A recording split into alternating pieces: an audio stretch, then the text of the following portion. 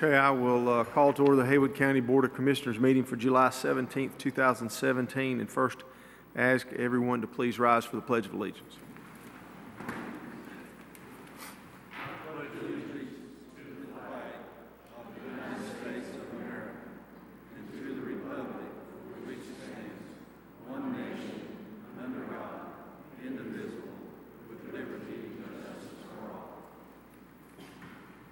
I'd like to ask Jim Haynes, who's the chaplain for the Haywood County Sheriff's Department, to come forth this evening to give us our invocation. Let us pray. God of our fathers, Lord of the nations, you're the everlasting God, the creator of the ends of the earth. No one can understand your ways, but we turn to you this evening. We return to you this evening. Now, did we not establish our nation as one under God? Have we not pledged in God we trust? But now we find ourselves constantly bombarded with voices of those who demand we distance ourselves from you. And so our spirits rise up within us and throw off this smothering cloak of spiritual oppression and political correctness. We shout your name. You are Yahweh, Jehovah, the personal God, the great I am, the eternal God, the almighty, the powerful God. You are Jesus, Savior, Emmanuel, God with us, never to leave us or forsake us. Your power is not being diluted or deleted over the ages. You are just as powerful and just as much in authority as you were in creation, in deliverance of your people from Egypt, in the parting of the Red Sea. You're the one who sends down fire, who fells giants, who makes wars cease, who raises the dead. Oh, Lord God, look upon us, your people who are calling by your name. Listen to us as we pray out on behalf of our nation, our state, and tonight, God, our county. Do not reject us. Have pity on us. We're told that we can worship you in our churches, but we cannot bring you into the marketplace or the workplace, the state house or the schoolhouse or the battlefield or the football field. We can't bring you to the courtroom or the back room or the bedroom, as though God, you, God of all gods, can be contained, boxed in, restricted, bound, hidden. We laugh at such foolishness and exalt you tonight, the Most High God, who strides the winds of the earth and clouds the dust of your feet. The heavens, even the highest heavens, cannot contain you. How much less can any local church building or government building? We invite you to have your way in our lives, in our state, in our nation, and in this room this evening. We love and worship you, and we pray this in your name. Amen.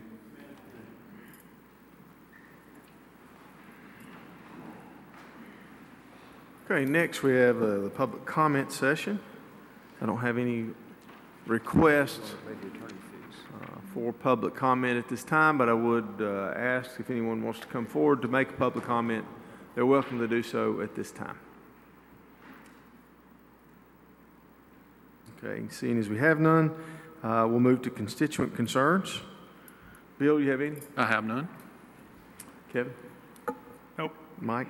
One report, last time we met, which seems a while back, there was a concern regarding the Pathways Center. And I do have a report that they have indicated to us, or at least to the county manager, that they will no longer be allowing sex offenders to stay at the Haywood County Pathways Center. With that, we'll move to administrative agency reports. We have a report from Santec Environmental Update at White Oak Landfill. That's David Francis, our solid waste tax administrator. Good evening, David. Good evening, Commissioners. Before I get started with the update on the White Oak Landfill, I want to remind everybody that tomorrow evening we'll have a public meeting to discuss our other landfill, the Francis Farm landfill, where we'll be discussing the assessment for corrective measures. That'll be held in this room at 5:30. I don't know if it'll hit the broadcast waves by then, but I just want to remind everybody before then. Each year, we have Santec come and give us an update on the operations from the previous year. For those who may not recall, Santec began working with the county in 2011, and then we went to expanded management in May of 2014. With that, the Santec took over the entire operations, from what the existing cells that we had there, that 1 and 2, they moved into cell 3. At that point in time, with expanded management, they actually took over closure and post-closure cost for the county as well. in that trade is they were allowed to bring waste in from a service area, which is basically western North Carolina. Again, no waste is allowed to come in from out of state, or any hazardous waste or anything like that is allowed to come into the landfill. Excuse me. So it's just the service area of the western North Carolina is the only place they're allowed to bring waste in, plus to take in Haywood County waste, and they're guaranteed of 30 years when that contract began back in December of 2011. So in part of that, Santec, since that time has really expanded their footprint all across the Southeast. So their financial viability is well suited for the long term and very far in the future with their expansion. So it's, we don't have anything to worry about that they're going to pack up and leave with all their expansions from Kentucky, Alabama, into Texas. They're really expanding themselves as well too, and make themselves a more viable company for the long haul as well too. So with that, Cheryl Dunston and Ron Bell will come up this evening and give you an update of where the operations are at this point. Thank you.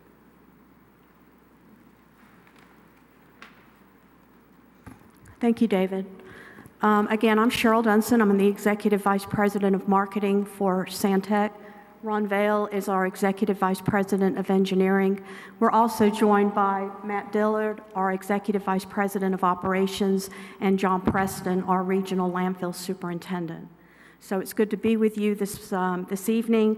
This report is a reflection of discussions that take place at a series of meetings throughout the fiscal year between the staff and Santec personnel. I'm going to talk about the operations of the facility, and then Ron is going to talk about some engineering issues, concerns, or perspectives that we have.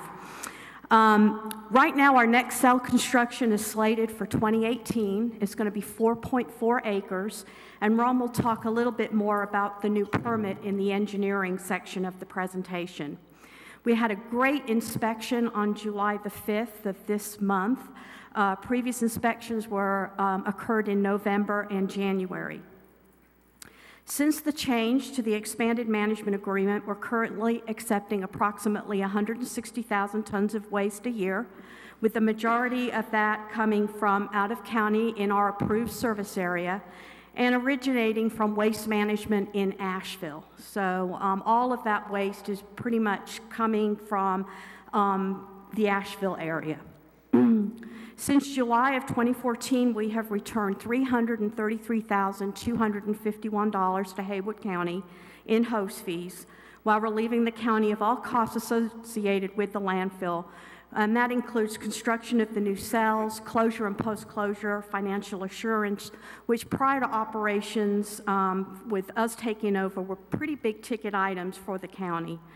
During the fiscal year 2016-17, we have returned a total of $103,698 to Haywood County.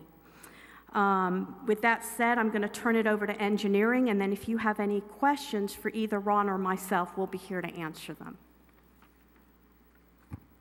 Good evening. As Cheryl mentioned, we've got a few engineering items that we'd like to discuss with you guys.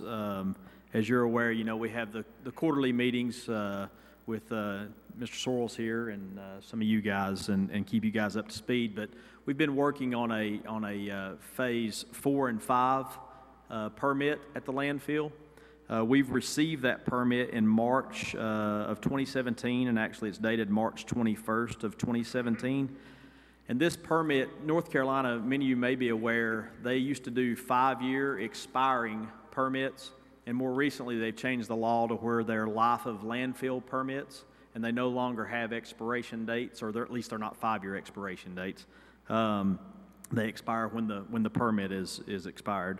But this is the first life of landfill permit that we've received, and we actually started this process with phase 4 and 5. You guys have another phase 6 and 7 that we'll start permitting here in probably the next 4 or 5 years or so.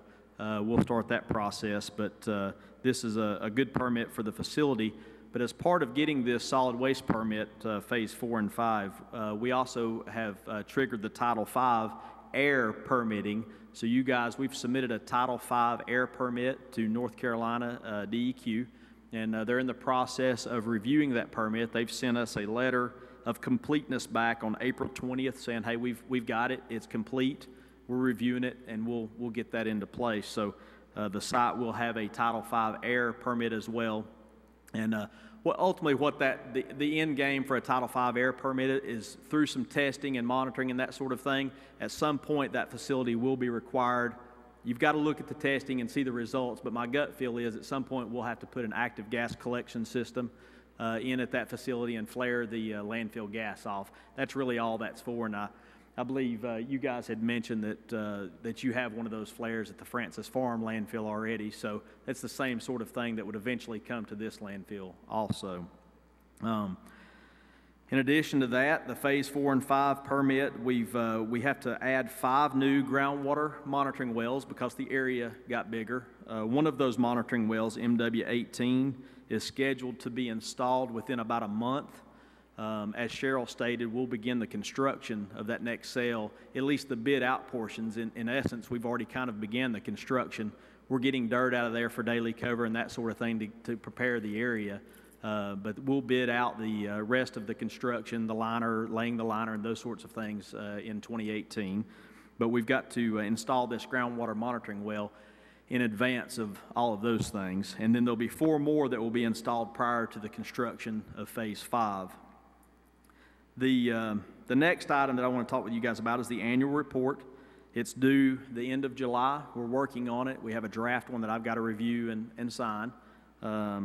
It essentially says where all the tonnages came from, and as Cheryl said, she mentioned that already, where the tonnages are well within the permit limits, and we'll be submitting that towards the end of this month, and also I'll obviously give you guys a copy of that as well. And then the environmental monitoring at the site, groundwater, stormwater, landfill gas or methane sampling or monitoring, we do that on a quarterly and semi-annual basis, and those things are being done as the state regs require. And then the last thing that I wanted to talk with you guys about is the landfill life.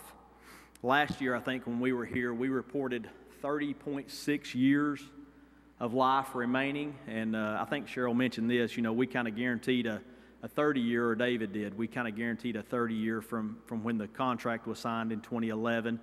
And last year we reported 30.6 years remaining. And due to this latest expansion, we were able to go to 3.5 to 1 slopes versus 4 to 1 slopes. And so now we're reporting 35.3 years of landfill life currently remaining. So that would give us, from 2011, that would give us approximately 41 years, where we said we could get you 30. I think we'll more than exceed that. So anyway, wanted to let you guys know that as well. And with that being said, I guess we'll open up to any questions that you may have. Okay, Commissioners, if you have any questions. As far as questions, he mentioned that, we meet quarterly, and we had a meeting earlier today, and, we went over a lot of this stuff. We got a lot of information from them, about the layouts, the new phases that are going in, and, looking at the compaction and the projections out for, the next few years and everything. So a real thorough report, and most of the things that we're looking at, everything's coming back exactly the way it's supposed to come back. And it's always good to know that we're looking at more time out there than we had anticipated. So it's an ongoing process. Our staff here, Mr. Francis, along with the county manager and the finance director, and along with me as solid waste on the committee, we stay pretty well involved with this thing, and I appreciate y'all coming and spending the time and coming in and doing this, because this is a good way for the public to know what's going on out there, and also how they monitor it, and then how we monitor it also. I noticed this was phase, I guess you're calling this permit 4 and 5, 4/5. Is that like, so I think the landfill had 7 phases. It does, yes, sir. And so we're at 4 and 5. Now, are 1, 2, and 3, or 1 and 2 full, or? No, they all, for lack of a better term, we call it piggybacking. They all kind of piggyback and stack on each other. Okay. So we will be filling over those for a while. It's just each time you build a new cell, you know, when you look at geometry, when the base gets bigger, you can go a little higher over all of it. So that's kind of how this works. So they're not technically full, but you've got to build a little bit more before you can piggyback over them some more. But we anticipate, I think now, and this, you know, it moves a little bit, but not a whole lot because we're staying, you know, pretty close to the tonnage cap there. We won't exceed the tonnage cap, obviously. So I think they're projected to be full, and I'm going to look back at Matt just a minute because we look at these every month, but I think it's around March of 2019 is what we're currently projecting, and we'll build in 2018 just to make sure we're, you know, we don't want to, you can't run out of airspace in a landfill. That's just doesn't happen. So we'll build next year and we'll be in good shape. Then as you do permit 4 and 5, you're removing the soil used for cover. Yes, sir. I guess, so you're not bringing soil in to cover, you taking soil and just moving it around. Yeah, and I was talking with you guys about this earlier. There is just, I mean, for lack of a better term, also a mountain of soil out there to be moved, and I think that was why some of your construction costs were so expensive during Phase 3. And we try to isolate those areas. We have surveyed limits of 4, and we use that for daily cover and intermediate cover so that when we go into that cell, it just costs us less to do that actual construction activity. So we're focusing on that cell right now and just moving some of that soil as we go. And we've got sort of a countdown sheet watching those volumes. And just to add to that, yeah, I mean, like they're really already working on 4, even though they're not got it, are starting to really get it ready because they're moving the dirt out. But then your Phase 5 has actually got 2. It's got a 5A and a 5B. So, I mean, it's a pretty, it just keeps kind of working its way out, and then it comes back and works its way out. So I think these 2 cells should give us around 10 years of life is what I'm projecting right now. Yeah. Close to that, but like I said, we'll start on the next phase of permitting in probably about 4 years from now to give ourselves plenty of time. Although this permit only took around 2 years to get, so you know, you've got to collect groundwater samples and that sort of thing, so it just takes a little time to get that data. I just wanted to say too, I know I've said it before, but I know when I went out a very long time ago when we were running the landfill, like in the early 2000, the landfill looked like a landfill, and now it looks like a small construction site, or like a small residential construction site when you go out there. I really appreciate how y'all keep that just, it looks like a very small operation, even though it's a big operation, so I appreciate that. And John Preston, his guys do a great job at that. Yeah, they really do. Thank you. Let me mention one thing that you mentioned that still comes up.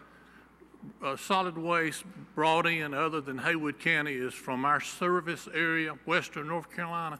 I think we still have some of our people thinking South Carolina, Tennessee, and other states, but strictly by permit, western North Carolina. Am I correct on that? Yes, that's correct. I think that there's been some transfer trucks with some out-of-state tags on them. Exactly. Because they're national transfer haulers, but no, they work in this area, and I think they do have some tags that are from different places just because they're not going to re-tag all their trailers is how that works. But yeah, it's all coming from, the largest majority is straight from Asheville, from the waste management transfer stations, my understanding. I think the tags is where some of our people picked up thinking it was another state. Yeah, I've heard that several times too and had to explain that. But, and correct me if I'm wrong on this, but this so-called out-of-county waste that comes in, I mean, it's documented, and it's documented where it comes from, how much it is. It's kept on record and has to be reported back to the state of North Carolina for their permit in order for them to meet the requirements. So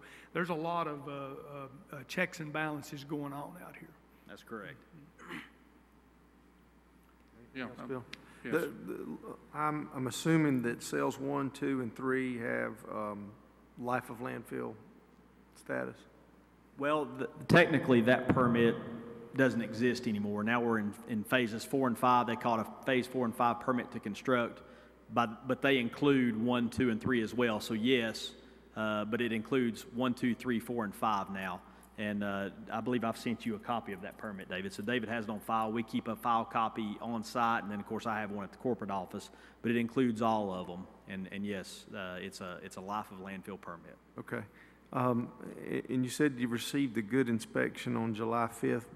What is a good inspection? North Carolina Department of Environmental Quality has oversight of the landfill, and they come out and do inspections for, different, looking for different things, water, soil, any debris blowing around, anything like that. So that was completed on July 5th and got a report excellent. If there was something wrong, we'd have gotten a notice of a violation, or an NOV is the short term for that. We would receive something that, or corrective. Here's something that needs to be corrected, and there was no noted issues for that at all. So it's really good. Okay. Yeah. So I just want to, while we're talking about this and try to, show the difference here, is that, tomorrow night we're having a discussion about the Francis Farm landfill. $5 million price tag tomorrow night that we're talking about. What we did, the forethought that we had when we started this was eliminating that closure and post-closure cost. That was the reason that we went through those hoops and we jumped through this. And when we went with the company, and as you said, Mr. Inslee, the landfill looks better. It looks the best in my tenure. It looks the best now than it's ever looked. And that's with the professional management that Santec brought in. So what we've done, in essence, is eliminate any future problems for this county to have with their leadership and what they've done there with that closure and post-closure cost. They've assumed that responsibility. The cell construction that they are talking about, the county is not on the hook for that. We're not having to pay to come up with that money. Last time in cell 3, I don't know, I still don't, it's one of the more amazing things. Julie got a bank to take the landfill as collateral for when we were constructing the cell 3. We don't have to jump through those hoops anymore. Santec assumed all that responsibility. And so, we've taken a tremendous amount of financial burden and cost avoidance off of our citizens. We get through the Francis Farm landfill situation, we've positioned our county and our citizens, very well for in the future. Just want to make sure we can tie that together and people see why we did these things that we're doing. So can you imagine if we had to do Francis Farm, build a sale, and still be saving for closure and post-closure right now? The $164 fee wouldn't be even close right now. You'd be in the $250 to $300 range is where we'd be right now, easily right now. So I know that we've all taken a little bit of grief from that, but now you can see why we did these things that we did. And it's come into fruition, and we're seeing the benefits of that right now. Okay. Any other more comments? No, just to add what David said, especially when you kind of can see the whole picture and know what all's in it and what all's going, and and how expensive disposable of waste is anyway. It really makes a lot of sense that we moved this direction, and it's good when y'all can come and we can look at these reports and and everything's going exactly the way we anticipated. So. All right, we want to thank you for Santec from being here this evening and providing us that report. Thank you, David. Thank you. All right, next we'll move to discussion and adjustment of the agenda. Does anyone have any changes to the agenda? All right, if not, we'll move to the consent agenda. First item there is request approval of June 19th, 2017 regular meeting and June 26, 2017 special meeting minutes. Does anyone have any changes, corrections, deletions to those minutes? All right, Candy, you're doing a good job. Next, we'll move to request approval of June 2017 refunds, releases, amendments, and discoveries. Greg West, Assistant Tax Assessor, is here with us this evening. Good evening, Greg. Good evening, Commissioners. I'm here to request approval for the June 2017 refund, releases, amendments, and discoveries. Okay, Commissioners have any questions of Greg about that? All right, thank you, Greg. Thank you, gentlemen. Next is request approval of June 2017 tax collections update. We have our tax collector, Mike Matthews, here. Good evening, Mike. Good evening, Commissioners. As of June 30th, 2017, we're at 97.15. We're expecting when we do the final settlement, that's going to shift a little bit, and thinking in the upwards area. So, and then our delinquent taxes, we finished off at $1,964,062. Okay, commissioners have any questions of Mike regarding those numbers or his report? Okay, thank you, Mike. Thank you. Thank you. Next is reappointment of Judy Hickman to a 4-year term as the Haywood County Tax Assessor per North Carolina General Statute, Section 105-294. David Francis. Commissioners, I'm seeking the reappointment of Judy Hickman to a 4-year term. Ms. Hickman was appointed in October of 2016 to fill the unexpired term of Judy Ballard. Just a little background, Ms. Hickman came to work for me in 1999. She was my first hire when I became the county tax collector. She has worked her way. She has worked very hard and diligently for the citizens of Haywood County, and it's with great honor that I present her for the tax assessor for Haywood County. All right. And that's part of the consent agenda, so do we need to recognize Judy this evening? Once you consent, then I'd like to have her sworn in, please. Okay. All right. If there's no other issues regarding the consent agenda, I will entertain a motion to approve the consent agenda as presented, which includes the reappointment of Judy Hickman. So move. Any discussion? All in favor indicate by saying aye. Aye. Aye. Those opposed, and that passes unanimously. All right. I'd like to introduce Judy Hickman, who has now signed up for a 4-year term as a Haywood County tax assessor. I would, first of all, like to thank you for allowing me the opportunity to continue to serve the citizens of Haywood County. I've enjoyed my tenure here, and I have a good group of people to help me along the way, so thank you. All right. And we have Sherry Rogers, the Honorable Register of Deeds, to swear you in. Put your left hand on the Bible and raise your right hand. Would you, Sherry, would you move up there so we can't hear you? I have to move in real close. Okay.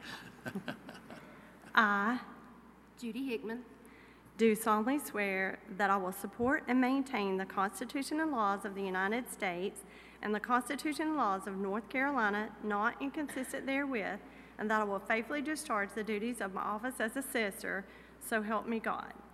And that I will not allow my actions as assessor to be influenced by personal or political friendships or obligations.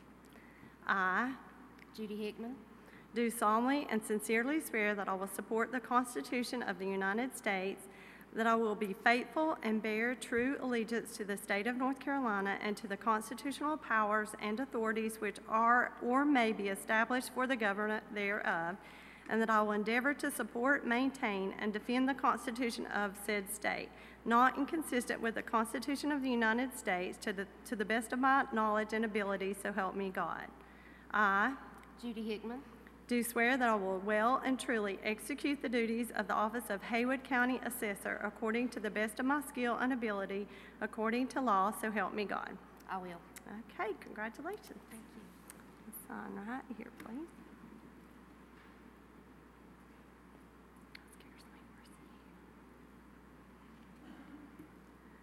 Okay, I'll get your copies and everything tomorrow. Thank you. Congratulations. Thank you, Judy. Thank you.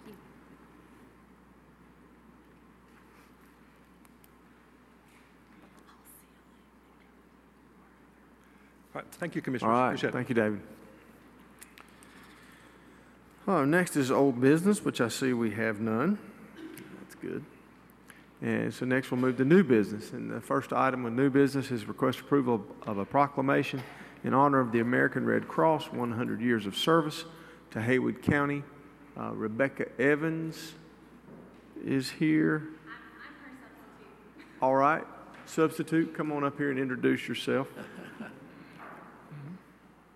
Thank you. I'm Allie Trask. I'm the executive director of the Asheville Mountain area, so Okay. Rebecca wasn't able to be here. So All right.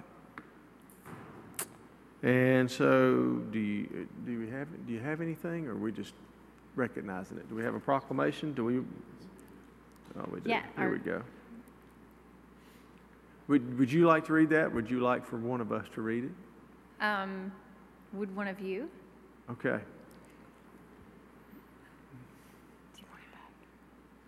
Whereas the American Red Cross serving Haywood County is celebrating 100 years of service, and whereas the Red Cross plays a vital humanitarian role in Haywood County as it organizes, carrying members of the community to donate their time, talent, money, and blood to help ease suffering and to save lives in our county, state, nation, and world. And whereas for 100 years, the Red Cross, by partnering with local, county, and state agencies, has supported Haywood County residents when home fires, floods, hurricanes, tornadoes, or other disasters strike with emergency assistance such as food, clothing, and shelter.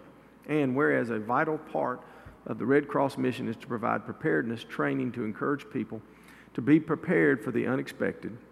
And whereas the Red Cross provides training in CPR, water safety, sheltering, and first aid, giving Haywood County residents the confidence and skills to respond to life-threatening emergencies. And whereas the Red Cross saves lives every day as it collects blood and platelets for those who need it most. And whereas the Red Cross provides 24-hour support to all members of the military, veterans, and their families, including a vital worldwide communications link to their families and loved ones back home. Now, therefore, be it proclaimed that the Haywood County Board of Commissioners declares July as American Red Cross Month in Haywood County. Along with this, is there any other special recognitions of Red Cross that will be happening in Haywood County? Do you know? Or We don't have any specific things planned right now. We have some amazing volunteers here, one of whom is here, Craig Love, and he works with our service to the armed forces, but he's out every day working with veterans and military members and their families. So we, as Red Cross, just want to thank you as a county for your support and all of our volunteers here and everything that they've done to save lives and deliver mission. So thank you very much. Okay, thank you for being here. And I will entertain a motion to proclaim and recognize American Red Cross July as American Red Cross Month. So moved. Any discussion? All in favor indicate by saying aye.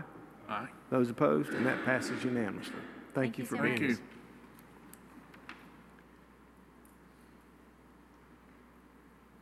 All right, and next we have request approval of the Haywood County Public Library System Strategic Plan. We have David Felmont, Chair of the Haywood County Public Library System Task Force, with us, along with other members of the board that I recognize very well.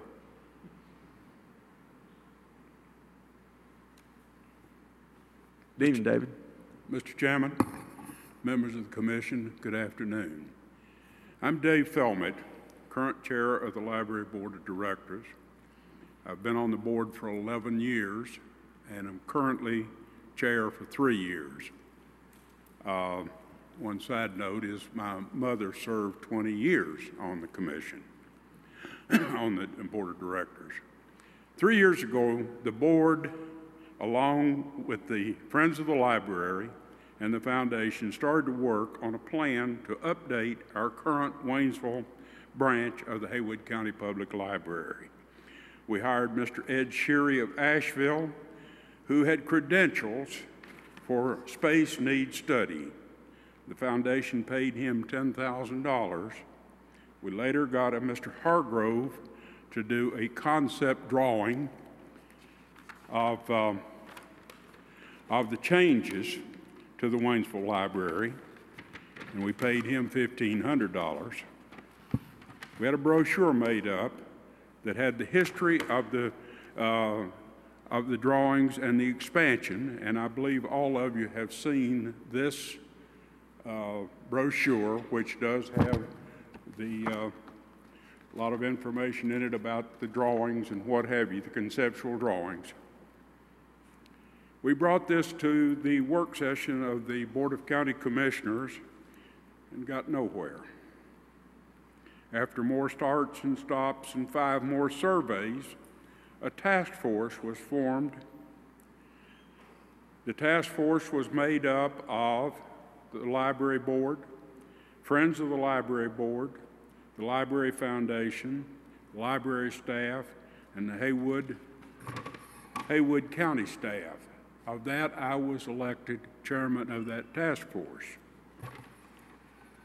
The task force was told that we need to get a new survey that would be monitored by the Public Policy Institute at Western Carolina University.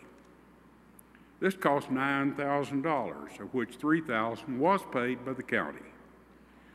The results are here in the new strategic plan, which you have copies of.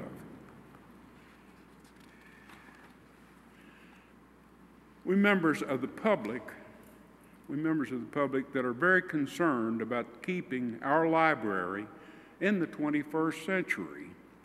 We want the Board of County Commissioners to know that we're working to bring the 3 R's into the library: the rejuvenation of technology, the renew of programming, and the renovation of space. This is all to be done to your building. Now, you have that booklet in your hands, this one here, the strategic plan. I've also included a article from the Smoky Mountain News that pretty well gives you a timeline of the past 3 years of what we have encountered. You can read that at your leisure. But you now have the strategic plan. I'm sure all of you had a chance to look at it. Now, my question is, gentlemen, how do we implement this?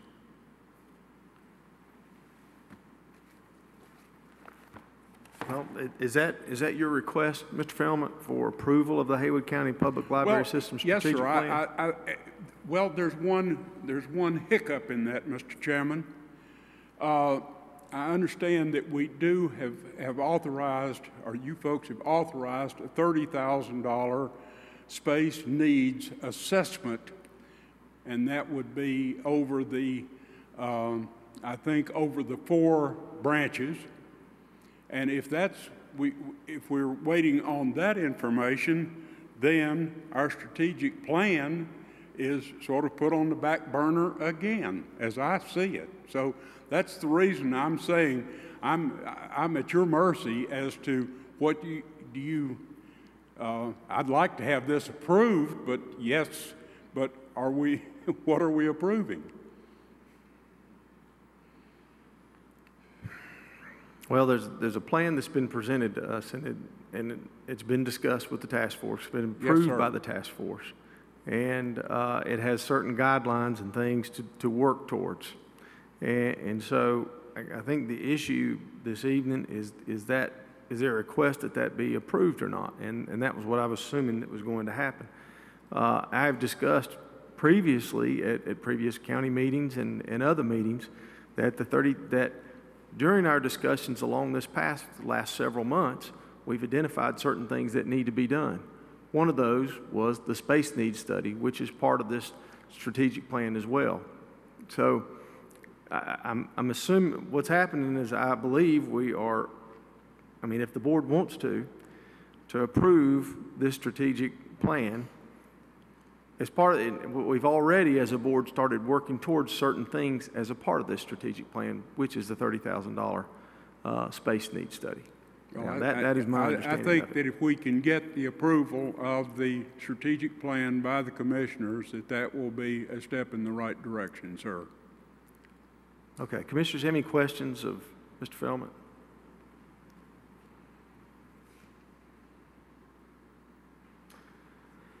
I don't really have any questions. You know, I think that trying to be as knowledgeable and following, these steps that's been taken all along, a lot of the input that was coming back from the public is in this strategic plan to be addressed.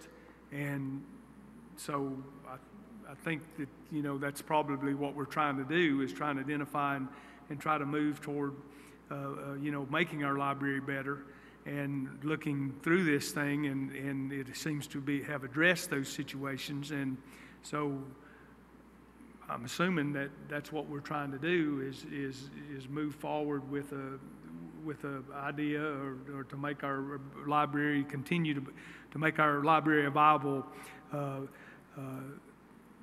part of the community and keep it, you know, in a forefront. So I'm assuming that that's what this is, and that's why it's here, and I'm for moving it forward.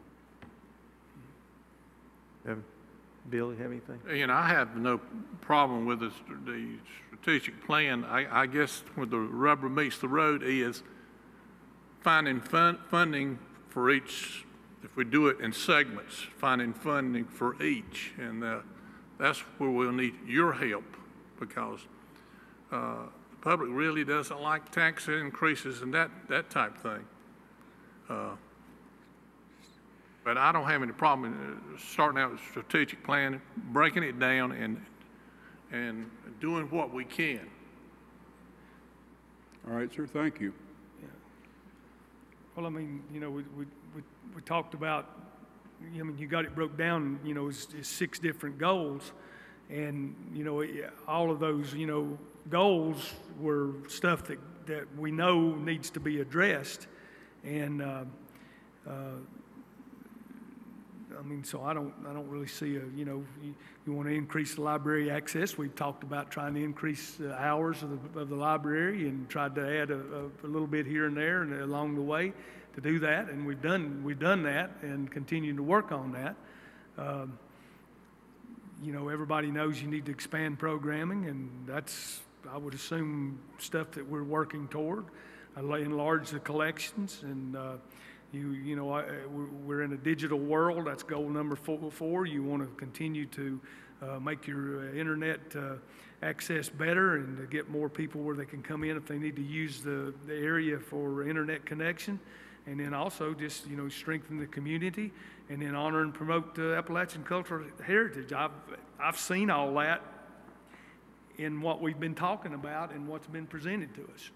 And it's all right there, and I think that's stuff that we've been working on. That's it in a nutshell, but Yep. yes, sir, and I think with your approval that we can move on. Yeah. But I think I think you realize, like we do, I'm not sure we can make it all happen at one time. Oh, I understand that, sir, yeah, but, We're going to have to match up funding with the steps we take. but here again, we're sort of looking at the fact that the library buildings are the oldest in your inventory that have not been upgraded. And we're, I guess for lack of a better term, sir, we're begging for some consideration. That's why there's a $30,000 space needs study. Because we recognize it is the oldest building. And the whole point of this whole process and the things that we've done are to look to see what the needs are of the library, what the people in the community want to support, and what they expect out of the library. And we found certain things that might have been a little bit different than the original plans. And so that's what I think this strategic plan takes into consideration and what the county intends on doing. Thank you very much. All right, I'll entertain a motion to approve the Haywood County Public Library System Strategic Plan as presented in our packet. Second. Any discussion? All in favor indicate by saying aye. Aye. Those opposed? And that passes unanimously. Okay. Anyway, thank you all for being here. Next, we'll have request approval of resolution to dissolve the Haywood County Public Library Task Force. Ira. Good evening, Mr. Chairman, Commissioners, members of the public. This task force was officially brought into place last October 17th. I'll just read the resolution briefly, but I did serve on this task force and worked with folks. I know that there are a lot of people who have volunteered a lot of time to the library and given a lot of support to the library throughout time. And a lot of folks like myself, who use the library on a regular basis and are in these spaces, and would like to sincerely thank the task force. With that said, this task force had a specific mission. It was established, whereas the Board of County Commissioners established the Haywood County Public Library System Task Force on October 17, 2016, and whereas the Haywood County Public Library System Task Force was given the duty to create a strategic plan for the library system, and whereas the task force analyzed a large quantity of data and solicited input from the public through a variety of processes. And I will say this was one of the more thorough things. There was a mention of some studies done before the task force. There was the survey by Western. There were a lot of group meetings where they solicited public input and a lot of forums. There was a lot of analysis, and all of this is in that study of the libraries themselves and the meeting spaces, for example, that were being used, and a lot of data analytics. So they did a very good job and thorough job of analysis. Whereas the task force developed a strategic plan to guide the library system over the next 5 years, and whereas the board has adopted this plan on this date, now therefore be it resolved the Board of Commissioners, by the Board of Commissioners, that the Board of Commissioners appreciates the hard work of the task force and the public in creating the first strategic plan for the county library system, and that the board encourages the interested public to join or uphold the organizations that support the library, namely the Haywood County Library Board of Trustees, the Friends of Haywood County Public Library, and the Haywood County Public Library Foundation, and that the Haywood County Public Library Task Force, having fulfilled its mission, be dissolved effective immediately. Okay, and prior to doing that, we do have some task force members here that I do want to recognize. David Feldman is the chairman of the Library Board of Trustees, and he was here earlier, and so was Sammy. Manny Dalton Crane was here. She's here. Ira was on it. David McCracken is here this evening. Donna Stewart, Elaine Stewart, Nancy is here. Nancy Mazzarella is here as well, and Sharon Woodrow is the director of the library, present director. And there was a whole lot of time spent and a lot of discussion had, very lively discussion about the direction of the library and what should be put in it. And so I'm in hopes that this task force and what we have approved will move forward, and we can do a lot of good things for the library, Haywood County Library, in the future. But do want to thank each one of you for being here and everyone else that was on the task force as well.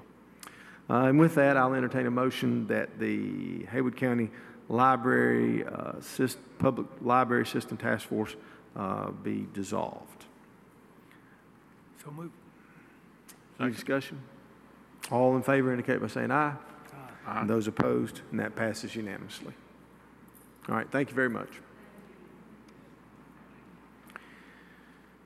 Next, we have request approval of the updated Annex C alert and warning plan of the Haywood County Emergency Operations Plan.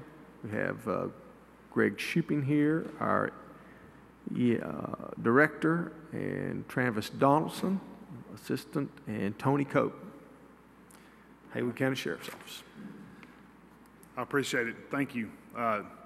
Just take a moment and think about some of the fundamental or essential things that we as the elected officials and us in emergency services and public safety, what are those essential things that we have to do to take care of our citizens? I cannot think of anything more important than our ability to let our citizens know when an imminent threat is present or is predicted to be present. The events of last year, for example, November in Gatlinburg, when the devastating fire swept through Gatlinburg. Other things like that happen across the nation seem to be happening more frequent. We looked at those things. Your local emergency planning committee, of which Brandon Rogers is a member of that committee, we decided that we really need to take a look at revising our plan, this county plan, to make sure that we had a solid alert and warning system. So I want to turn this over to Captain Cope of the Sheriff's Office and also our Deputy Director of Administration, Travis Donaldson, to talk just a few minutes about the plan that we've developed. Thank you. Good evening. I'll take just a couple minutes to talk to you just a little bit about the process and who all was involved in this effort.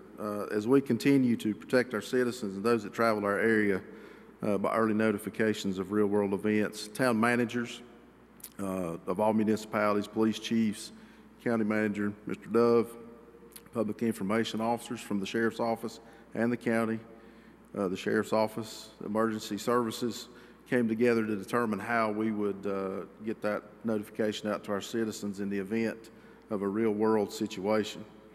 We took examples, as Director Shupin said, of weather, wildfire, and civil unrest.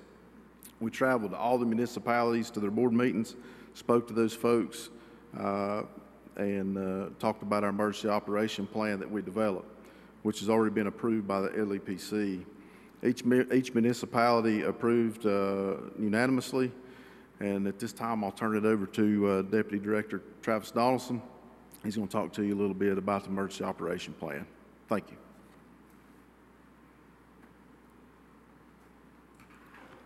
Good evening, Commissioners.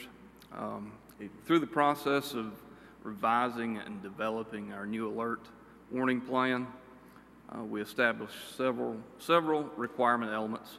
A few of these being using a system that broadcasts information in all forms simultaneously, ease of activation once a request has been made from the incident commander, a system that is IPAWS compatible, a system that the public can easily opt into. Previously, the emergency manager was the only point of activation for a warning notification. With the new plan, there are multiple points of access along with multiple levels of activation. These include local, municipality warning notices, along with county-wide alerts. This new plan requires annual revision and updates to keep current with best practices. After evaluation of several systems, that we actually selected Everbridge as a vendor.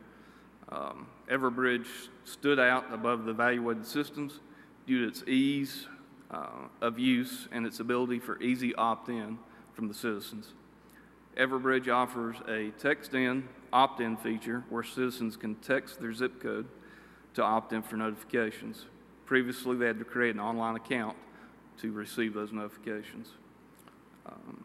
Haywood County will hold the primary contract and will be reimbursed by the census population of each municipality. Currently, our staff and immediate users are currently undergoing training on this new system with a go live date of September 1st. We're here tonight for your approval of our plan for the alert and warning notification that you actually have there in front of you. Okay. Commissioners, have any questions of Travis or Greg or Tony right now? Let me ask you this. Tell me how, we're of course going to approve it, but tell me how it works exactly. I mean, is this a call that goes out to everyone's cell phones, or how does that work? The way the system works, it's a mass notification. It's cell phones, it's landlines, it's emails. If there is an activation through the system that we've selected, anybody that's in the area let me back up, anybody that has opted in will receive those notifications. If it's an IPAWS notification, anybody in a geographical area will be notified based on if it's an IPAWS message that's being pushed out or if it's just a local notification that's not made it to an IPAWS level activation. Say you have a missing child here in Waynesville. Waynesville Police Department can issue a notification. Anybody in the area can start looking for that kid. Anybody that's got a cell phone that's going to get that message automatically becomes a searcher for a missing child in the area. You have to opt in, though? For an IPAWS message, you do not have to opt in. And when you say that what is it, iMessage? IPAWS. IPAWS? Yep. IPAWS. IPAUSE? Yep, IPAWS is Integrated Public Alert and Warning System. Those are the messages you receive on your cell phone for amber alerts Right. and tornado warnings, stuff like that. So that'll be part of this system. That is part of the system. The system that we're using is integrated with IPAWS and compatible. The system that the county previously had was not. Right. So in order to send out an IPAWS message, it was Yeah. next to near impossible. Now, with the system, it automatically integrates with it where we send out our message on our system. If it's an IPAWS message that needs to go to that level, it'll automatically integrate and go out together. Okay. Yeah, I know some people that lost their homes in Gatlinburg and went through it and had no notification.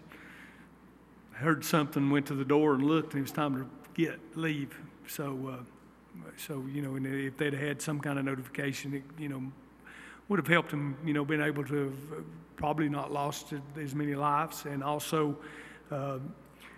maybe not have endangered themselves trying to get into safety or something. So, very good. Okay. Do you have any questions? No. Okay. You have anything else to add? Not the stuff. All right. Not, I mean, obviously, we want to do whatever we can to save lives and protect the community.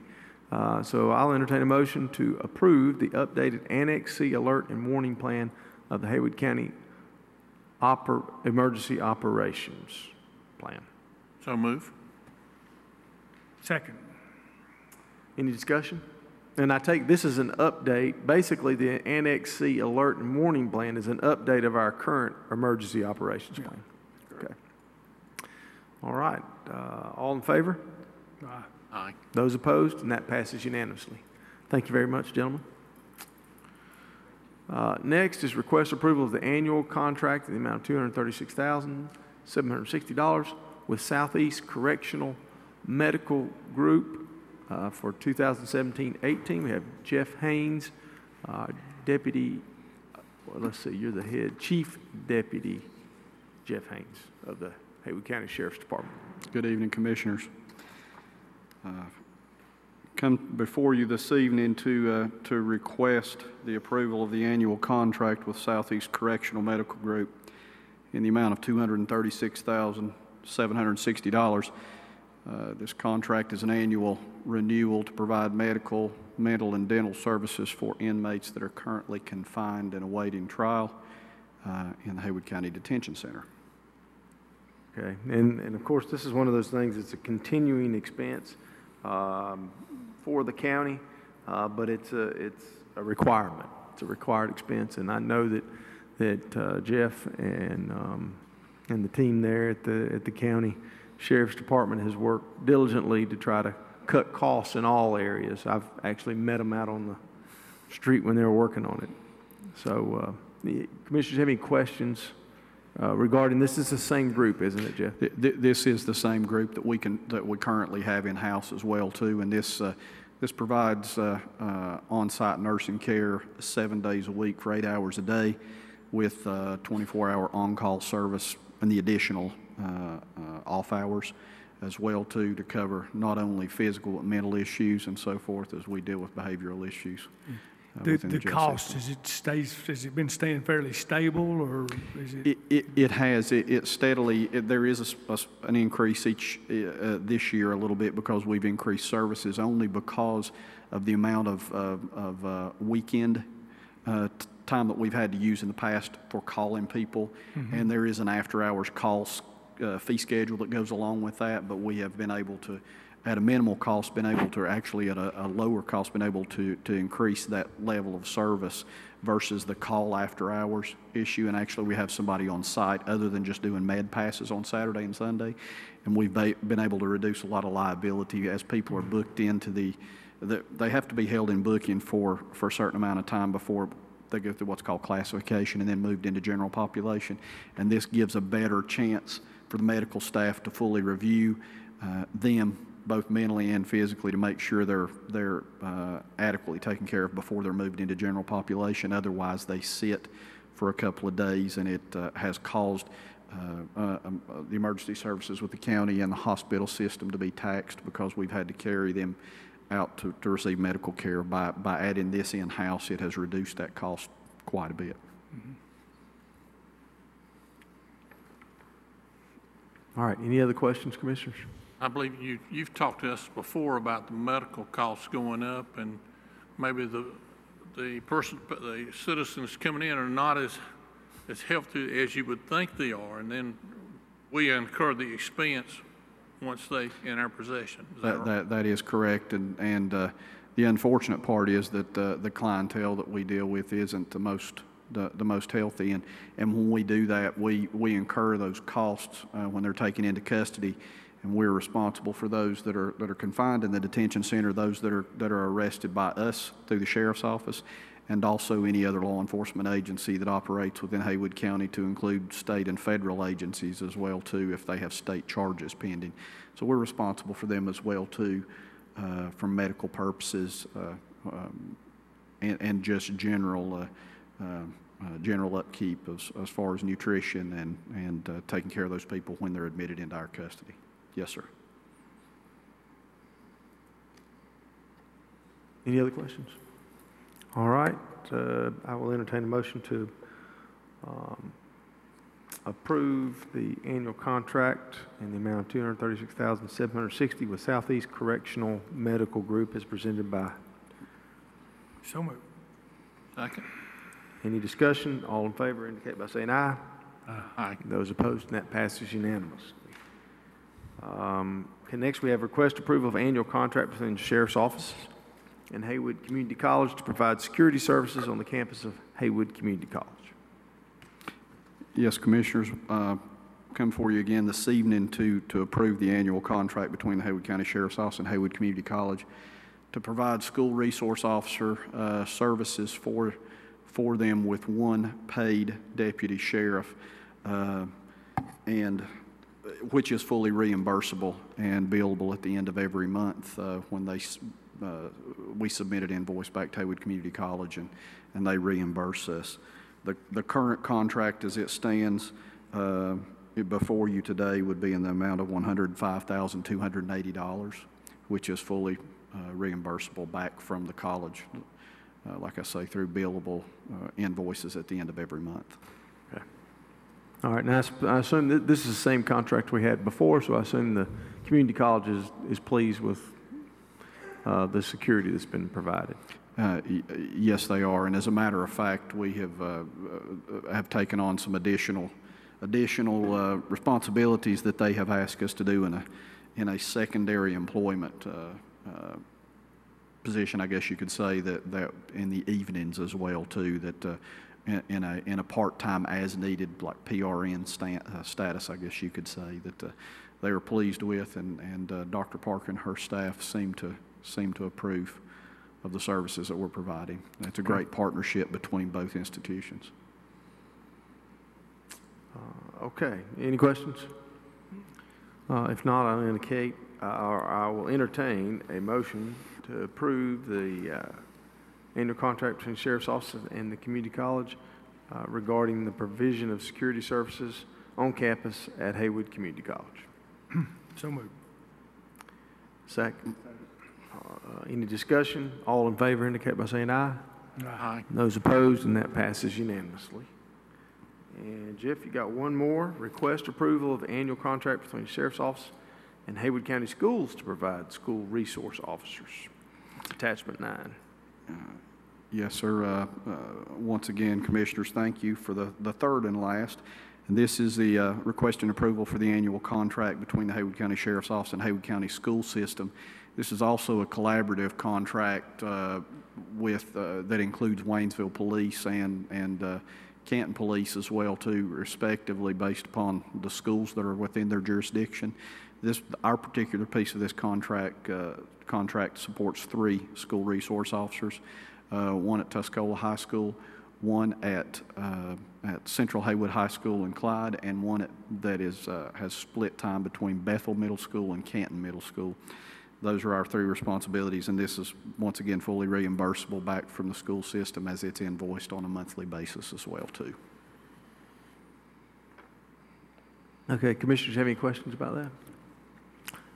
All right. If not, I'll entertain a motion to approve the annual contract between Sheriff's Office and Haywood County Schools to provide school resource officers to Tuscola, Bethel Middle, Canton Middle, and Central Haywood High Schools. So move. Second. Any discussion? All in favor indicate by saying aye. Aye. Those opposed, and that passes unanimously. Thank you very much. Thank you, Thank you. sir. Next, we got a request approval of project change order number 3 for Haywood County Animal Services Facility in the amount of $31,906.31 that will be funded by the Friends of the Animal Shelter for the revolving food bowls and glass front doors requested by veterinarian for safety and convenience of staff. Dale Burse, our facility and maintenance director. That was actually the easiest change order I've ever requested. You did it for me. No. Yeah, I know. It's written out there. I don't want to Just kidding. give people an idea Sorry of what we're about talking that. about. Good evening. Hope everyone's doing well. Yes, this the glass doors were actually in the original contract, and this is one of the portions of the project we had to value engineer that the Friends of the Library. Sorry, wrong one. Friends of the Animal Shelter and that group was to help come back and try to fund this portion of it. The food bowls were not, but after doing a little research myself, not really understanding the process of a rotating food bowl for animals, I went back and looked at that myself, and I can fully see why this has been requested. Now, while I do say that, we do have a contract extension, and as what you have in front of you is the USDA Form RD 1924-7. That's going to extend the contract time another 28 days. So we're pushing this out really close to Christmas for a substantial completion date. So it'll probably be 2018 before the building's completely finished, and that's that's all the punch list items and everything. So basically what has changed is we went from the contract number has changed to $3,523,541.41. And I have a check from the Friends of the Haywood County Animal Shelter that was just given to me to give to Miss Davis in the amount of $32,000 for this $31,907 change order. All right. Commissioners, would you have any questions about that? Have we had one of those? No, I don't think I've actually received one of those. Actually, been doing this a long time. Nobody brings in the money for a change order. I don't think you've ever seen that either, have you, Dale? No, sir. In the 18 plus years as a construction manager, this is the first time I've ever seen this, just to be honest with you. I was going to ask some questions about whether we really needed the tempered glass and is that the best thing to clean and all, but I suppose if somebody else is paying for it, I'll just keep my mouth shut. Actually, since you didn't ask the question, Mr.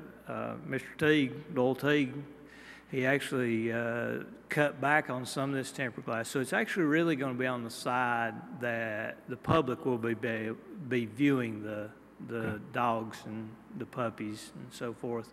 So, it probably could be considered as more of a cleaning hassle, but when you're talking about cleaning stainless steel, you're using a product that you're going to have to really scrub hard to clean. So I don't know that it's going to change really that much. It's just the cost of it. The doors themselves are like $400 and some few odd dollars right now. So that's something we'll have to look at budgeting each year, as a continuing maintenance type item, just in case. And I assume that the glass will help on adoption of some of those animals as well. I think there's a song about that, and they won't let me sing it anymore. But okay. Aaron told me not to sing anymore, so I quit. All right, commissioners, have any questions?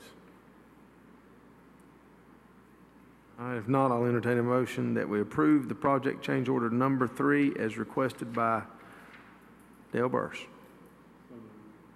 Second. Any discussion? All in favor indicate by saying aye.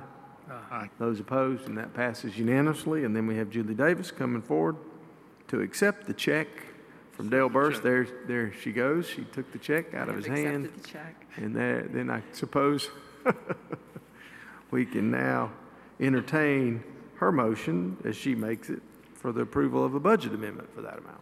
Even though we have the cash right here, the check right here, we still have to show this in the budget.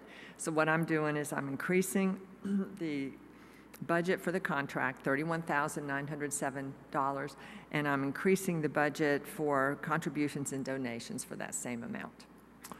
Are you going to increase it by 32? Actually, I'm not going to. You giving I'm not some going money to. back? We just have extra over budget.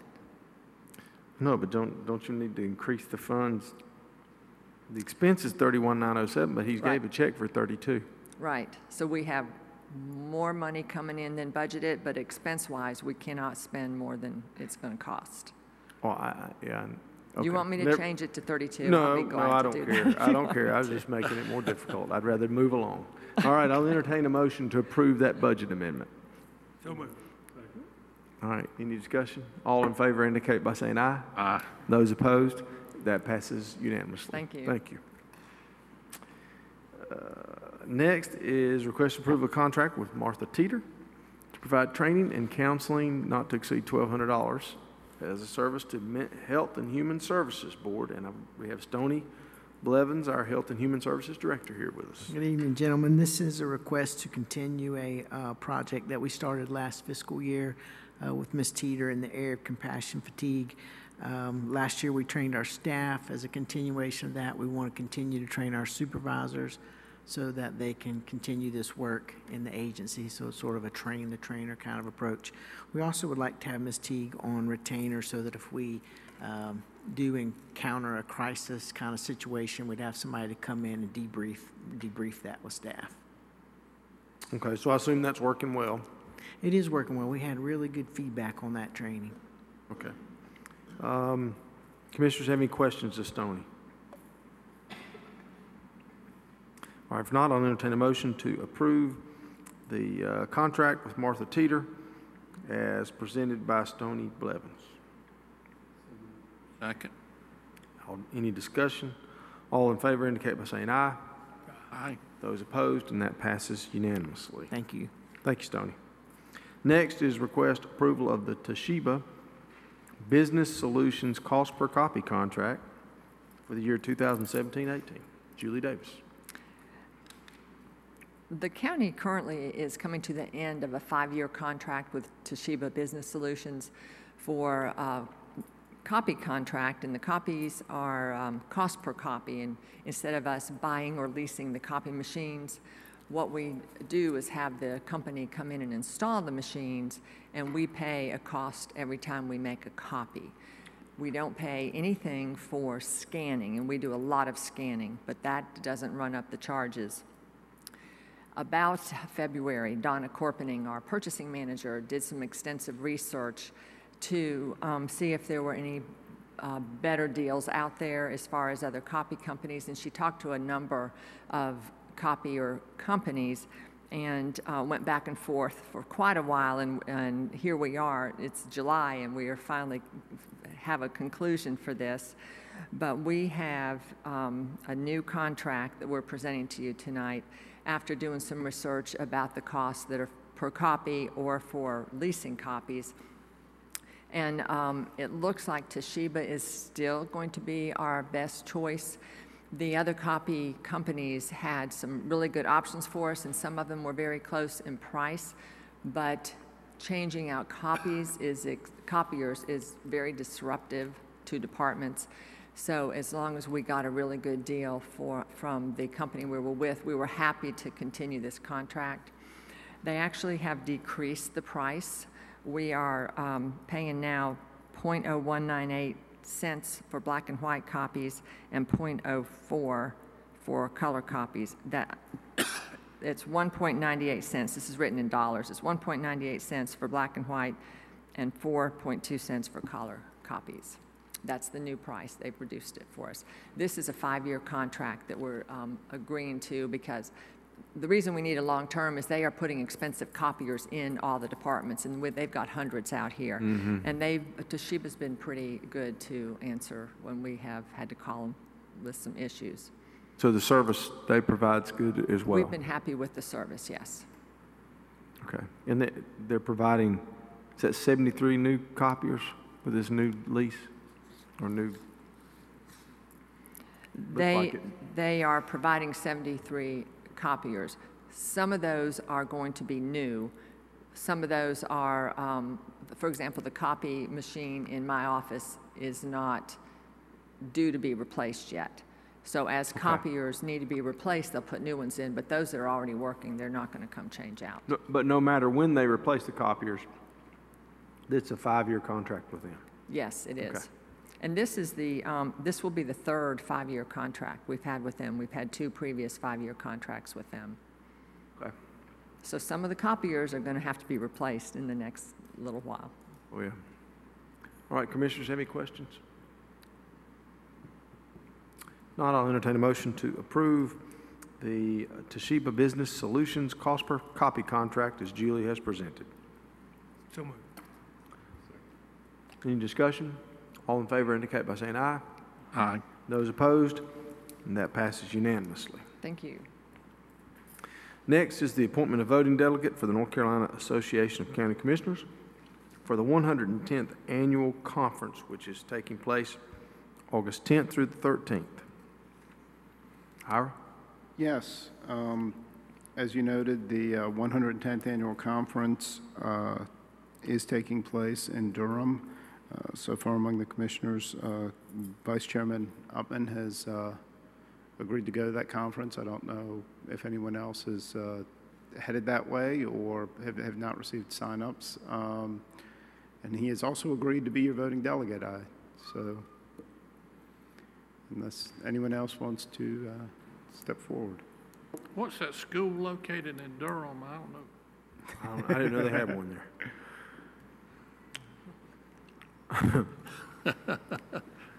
What do y'all think about Bill doing this again? I'll go Are to you Durham. sure you can handle that? I'll stay in Chapel Hill, but I'll go to Durham. You better not say. Okay. I'll entertain a motion that Bill Upton be appointed the voting delegate to the North Carolina Association of County Commissioners from Haywood County for the 110th Annual Conference, August 10th through the 13th. Second. And no discussion. All in favor indicate by saying aye. Aye. Those opposed, and that passes unanimously. Thank you, Bill. Appreciate you doing that again. Next is Town of Clyde is requesting the reappointment of Catherine Ramey to the Clyde Planning Board for 2 years. Yes, the Town of Clyde has sent us an application and recommendation for Terry Catherine Ramey to the Town of Clyde Planning Board. Ms. Ramey has been on the board for 2 years and is willing to continue service and wants to look forward to helping with the growth of Clyde. The Board of Aldermen also recommended that Ms. Ramey continue her service. Okay. Commissioners have any questions about that? If not, I'll move a request. I entertain one. A motion to reappoint Catherine Ramey to the Clyde Planning Board for a 2-year term. So move. All in favor? Those opposed, and that passes unanimously. And Catherine Ramey is reappointed to the Clyde Planning Board for 2 years. Next, we have a closed session regarding personnel, and that is North Carolina General Statute, Section 143, 318.11, A6. And I'll entertain a motion that we go into closed session pursuant to that statute. All in favor indicate by saying aye. Aye. Those opposed, and that passes unanimously. All right, we are back from closed session, and after closed session, we have one action to take, and that is regarding personnel with Kathy McClure, who is our Human Relations Director, Human Resources Director. And after our discussion, I will entertain a motion that we increase our salary from our current salary to $78,000. So move. Any discussion regarding that? All in favor indicate by saying aye. Aye. Those opposed, and that passes unanimously. All right, anything else that we have for this evening? If not, I'll entertain a motion to adjourn. So moved. All in favor? Aye. And that passes, and we are adjourned. Thank you.